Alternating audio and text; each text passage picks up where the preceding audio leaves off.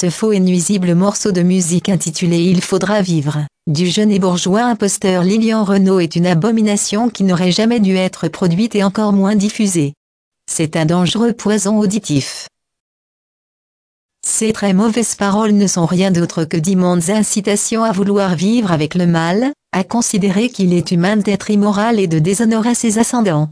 Pire encore, elles incitent à considérer qu'on est né pour ça.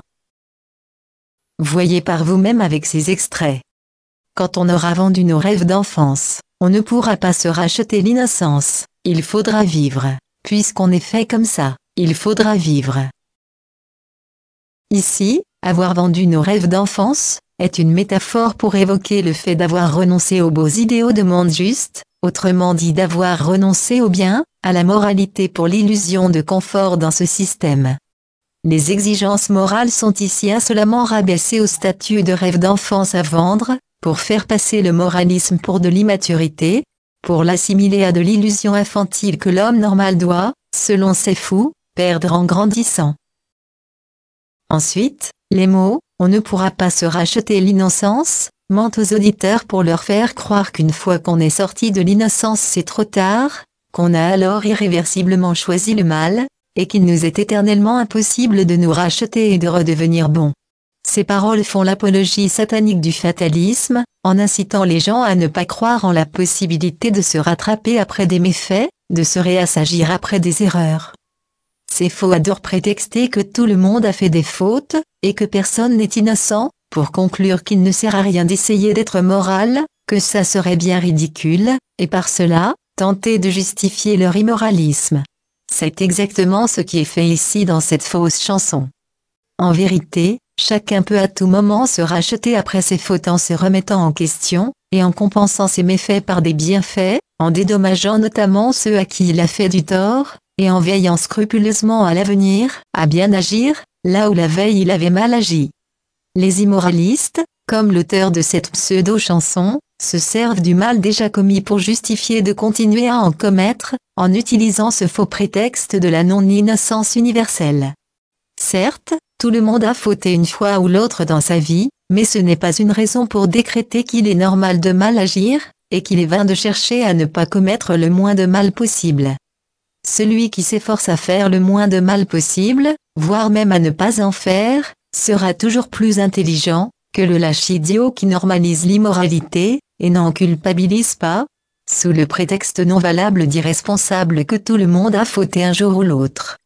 C'est en vérité, ce dernier qui est immature, et sont les rêves d'immoralité normale et humaine, qui est le rêve d'enfant duquel il faut se déprendre.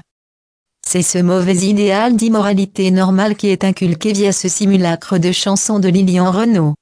L'infâme suite de ces paroles mentriques et manipulatoires, incite clairement à considérer que l'homme est fait immoral, que c'est dans sa nature de l'être, et qu'il ne peut être que comme ça. Tout ceci en vue d'inciter l'auditoire à considérer toujours plus l'immoralité comme humainement normale, à s'en décomplexer, et surtout à ne pas vouloir viser plus haut. Je cite, « Il faudra vivre, puisqu'on est fait comme ça, il faudra vivre, et on pardonne tout même, tout ce que nous sommes, et on pardonne tout ce qu'on est, que des hommes. » L'auditeur est ici vivement influencé à se pardonner d'être vil, immoral, bas, c'est-à-dire à ne pas en culpabiliser, et à se satisfaire d'être ainsi. Pour lui faire croire qu'il doit s'en satisfaire, l'auteur de ces paroles lui ment, en lui disant que l'homme est fait immoral, que l'immoralité est même tout ce qu'on est en tant qu'humain. Ainsi, l'auditeur qui est assez suggestible pour se laisser tromper, va se mettre à considérer les mots « homme » et « immoralité » comme des synonymes, à penser que l'homme est intégralement immoral, et par là que tout ce qui n'est pas immoral n'est pas humain. Voyez comment il procède, pour humaniser l'immoralité, et déshumaniser la moralité, c'est-à-dire la sagesse, aux yeux des gens, afin de les pervertir et de les conditionner à se plaire immoraux. Dans ces odieuses paroles, il est aussi affirmé qu'on est immoral parce que l'on n'est que des hommes. Par cela, ils font passer l'immoralisme pour de l'humilité humaine, ce qui est très grave puisqu'il est en réalité tout le contraire. Il est en vérité de l'orgueil inhumain. Ces paroles incitent aussi par là, à penser qu'aspirer à être autrement qu'immoral, que ne serait-ce que vouloir être moral, c'est se prendre pour plus qu'un homme, autrement dit pour Dieu. C'est à cause de ce genre d'infâme pensée, que ces gens immoraux vous traitent souvent de personnes orgueilleuses, en vous disant avec offuscation, mais vous vous prenez pour qui, quand vous vous revendiquez moraux en l'étant vraiment, et que vous mettez justement l'immoralité en dessous de l'humanité. Ces gens ont une conception totalement erronée de la sagesse. Par elle, ils croient très stupidement qu'être sage et être en phase avec sa nature humaine, c'est veiller scrupuleusement à n'être qu'immoral.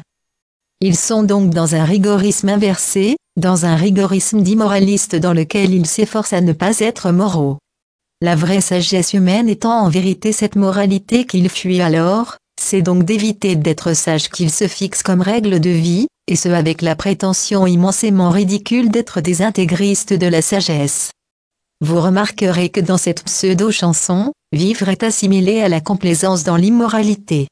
Il faut bien comprendre que les personnes qui font écrire, sonoriser et diffuser ces paroles veulent que les gens ne vivent que dans l'immoralité car une masse de gens immoraux qui se plaisent bêtes sont bien plus faciles à manipuler, à escroquer et à exploiter. Pour ce faire, ils les conditionnent donc, via toutes sortes de procédés manipulatoires, à amalgamer totalement vie et immoralité, et par cela à amalgamer aussi mort et morale. Ces manipulateurs de l'ombre, qui utilisent des pantins pseudo-chanteurs, comme ce Lilian Renaud et d'autres cabotins pour impacter sur la masse, ont décrété que nous ne vivons que pour nous comporter, comme ça les arrange que nous nous comportions. C'est pourquoi, dans leur propagande médiatique, ils font toujours croire que la vie se borne à ce qu'ils veulent qu'on fasse, qu'elle n'est que ça et rien d'autre. C'est donc toute une conception faussée de la vie, qu'ils dictent matoisement aux gens, pour qu'ils leur soient et leur restent soumis tout en se croyant libres. Ces manipulateurs amènent les gens à vouloir se couper de tout ce qui est de nature à les maintenir, même de façon minime, attachés à certaines valeurs morales.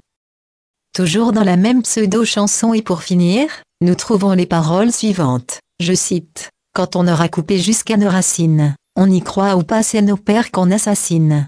Il faudra vivre, puisqu'on est encore là, il faudra vivre, et on pardonne tout même, tout ce que nous sommes, et on pardonne tout ce qu'on est. Que des hommes, des hommes. » Ici, couper jusqu'à nos racines, veut dire, aller jusqu'au bout dans l'immoralisation en coupant les liens moraux avec nos origines, avec d'où on vient, nos anciens et leurs bonnes traditions. Des paroles odieuses qui incitent à percevoir l'indignité par trahison des siens et des honneurs, comme étant dans l'ordre des choses, comme une rupture humainement souhaitable faisant normalement partie de la vie. Les surdiffusions de ces simulacres de chansons qui nous sont imposées, non, contrairement à ce que la majorité des gens croient si idiotement, pas pour but de nous musicaliser des bons sentiments, ni de nous élever, mais visent au contraire à nous sublimer l'immoralisme, et à nous avilir. Méfions-nous le plus fortement de ces sous-œuvres très nuisibles à l'esprit, en veillant en même temps, à ne pas nous fâcher, avec la vraie et bonne musique, à cause d'elles.